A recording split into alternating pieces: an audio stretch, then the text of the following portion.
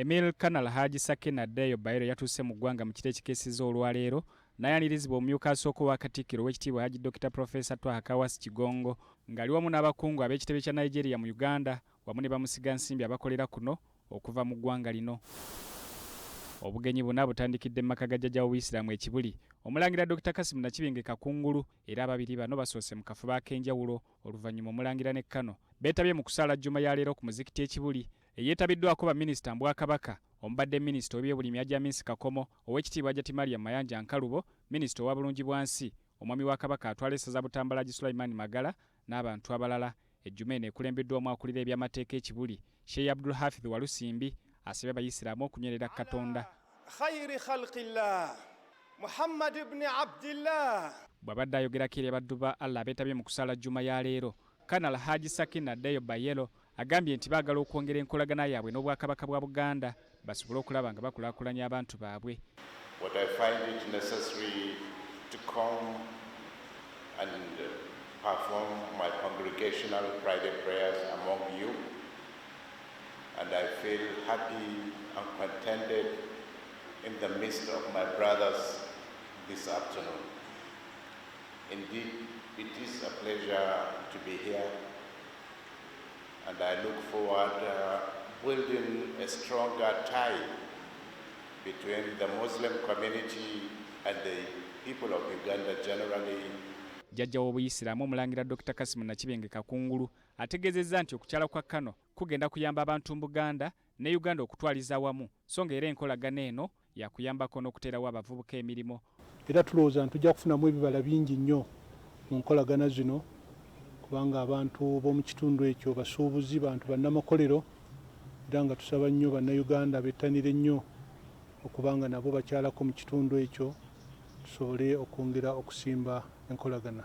Omulangira ategeezezza nti enteekateeka eno egenda na kuyamba okutumbula ebyobusuubuzi wakati wa Uganda, Buganda ne Nigeria kubanga bamusiga nsimbi bangi nnyo abakolera kuno emirimu gyabwe.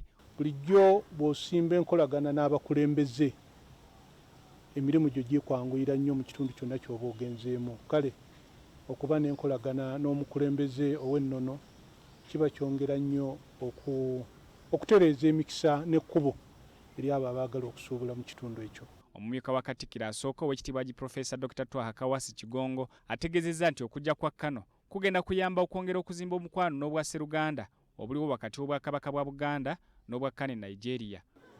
Basajja ba investor bali mu mabo bakola ebintu bingi bali jinja bali mu ngoye bakola butundu bwali buno twanikako emmwanyi oba oliawo n'emmwanyi terimba ejja kufuna mu ntandiko eno nga tutandise enkolagana eri wakati n'abannamakolero abo.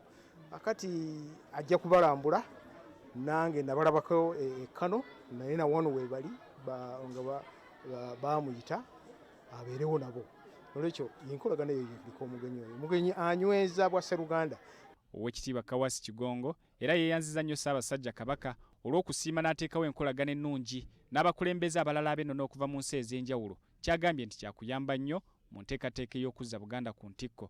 Mulabye wano Sultani w'Esokoto yajja ali mu kiti kyekimu ng'ono era mw'omuwulira naye akulembera ennono n'akulembera n'eddiini. Mulaba Asante Hene yajja. Mulaba okuva e South Africa bajja bonna nkolagana obwa Sseruganda Obwakabaka buno bulungi nti bukumaakuma abantu mu nsi zonna ate ne buyambako ne gavumenti ezifuga abantu oba ezikulembera abantu nti baba bakwatagana bulungi nnyo n'Obwakabaka. Obwakabaka oba obukulembeze obw'ennono bulina emirandira mu bantu olwekyo enkolagana eyo ebeera nnungi. Okukyala kwe kujjidde mu kiseera nga Ssaabasajja Kabaka Ronald Muwenda Mutebi owookubiri gye buvuddeko yamusindikira obubaka obw'enjawulo wamu ne baminisita be abaakulemberwamu omumyuka asooka owa Katikkiro ow'ekitiibwa Haji Dr. Professor Twahakawasi Kigongo ne minisita wa bulungibwansi Hajjati Mariam Mayanja Nkalubo bwe yali ku mikolo gy'ennono egimanyiddwa nga Dukale Nigeria. Emiro asuubira okulambula ebifo eby'enjawulo awamu n'amakolero e Namanve n'Ejjinja mu bbanga ly'anaawangaalira wano naddala ago agaddukanyizibwa bannansi ba Nigeria. Zubairi Lwalira, BBS Telefayina, ageesigika.